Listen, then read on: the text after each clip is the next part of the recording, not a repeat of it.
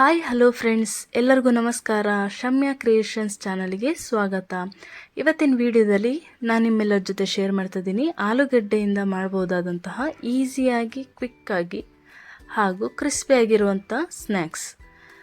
Evening tea ಬ್ರೇಕಿಗೆ ಒಳ್ಳೆ combination. ಯಾರೆಲ್ಲ ನನ್ನ ಚಾನಲ್ನ ಸಬ್ಸ್ಕ್ರೈಬ್ ಮಾಡಿಲ್ಲ, ಪ್ಲೀಸ್ ಸಬ್ಸ್ಕ್ರೈಬ್ ಮಾಡಿ, ಹಾಗೆ ಬೆಲ್ ಬಟನ್ನು ಪ್ರೆಸ್ ಮಾಡಿ. ನಾನಿಲ್ಲಿ 4ರಿಂದ 5 ಆಲೂಗೆಡ್ಡೆನ ಚೆನ್ನಾಗಿ ಬೇಯಿಸ್ಕೊಂಡಿದ್ದೇನೆ.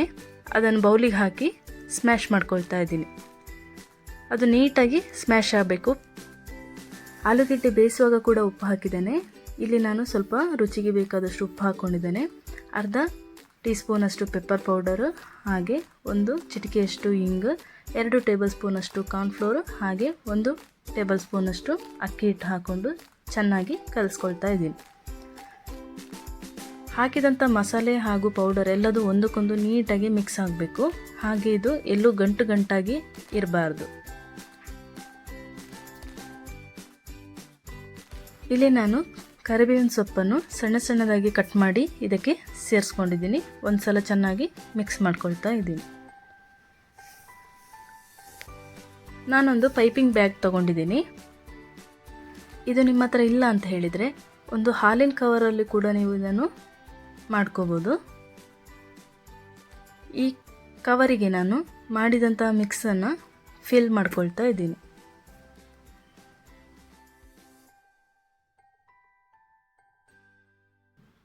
ನಂತರ ಅದರ ತುದಿಗೆ ಸ್ವಲ್ಪ ಕತ್ತರಿಯಿಂದ ಕಟ್ ಮಾಡ್ತೇನೆ. ಏರೆಲ್ಲ ಹೊರಗೆ ಹೋಗಿ ನಾವು ಹಾಕಿದಂಥ ಮಿಶ್ರಣ ಹೊರಗೆ ಬರ್ತದೆ. ಈಗ ನಾನು ಕಾದಿರುವಂಥ ಎಣ್ಣೆಗೆ ಸ್ವಲ್ಪ ಬಿಡ್ತಾ ಹೋಗ್ತಾ ಇದ್ದೇನೆ.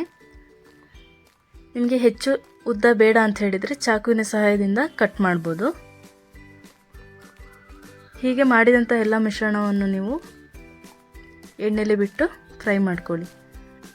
ಗ್ಯಾಸನ್ನು ಲೋ ಫ್ಲೇಮಲ್ಲಿ ಇಟ್ಕೊಂಡು ಇದನ್ನು ಫ್ರೈ ಮಾಡ್ಕೊಳ್ಳಿ ಫ್ರೆಂಡ್ಸ್. ಇದರಲ್ಲಿ ಒಂದು ಟಿಪ್ಸ್ ಏನಂತ ಹೇಳಿದರೆ, ನಾವು ಪೈಪಿಂಗ್ ಬ್ಯಾಗಿಗೆ ಹಾಕ್ಕೊಂಡಿರೋದ್ರಿಂದ ನಾವು ಕಲಿಸುವಾಗ ಆಲೂಗಡ್ಡೆಯಲ್ಲಿ ಯಾವುದೇ ಥರ ಗಂಟು ಇರಬಾರ್ದು. ಚೆನ್ನಾಗಿ ಅದು ಸ್ಮ್ಯಾಶ್ ಆಗಬೇಕು. ಒಂದು ಪೇಸ್ಟಿನ ರೀತಿಯಲ್ಲಿ ಅದು ಸ್ಮ್ಯಾಶ್ ಆಗಬೇಕು.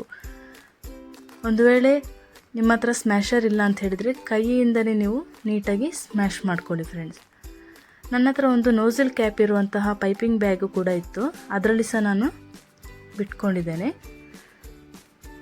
ಹಾಲಿನ ಕವರಲ್ಲಿ ನೀವು ಬಿಡ್ಬೋದು, ಇಲ್ಲ ಎಣ್ಣೆಯ ಕವರ್ ಇದ್ದರೂ ಅದರಲ್ಲಿ ಸಹ ನೀವು ಪೈಪಿಂಗ್ ಬ್ಯಾಗ್ ಥರ ಮಾಡಿಕೊಂಡು ಬಿಡ್ಬೋದು. ನೋಡಿದ್ರಲ್ಲ ಫ್ರೆಂಡ್ಸ್, ಎಷ್ಟು ಕ್ರಿಸ್ಪಿಯಾಗಿದೆ ಅಂತ ಹೇಳಿ.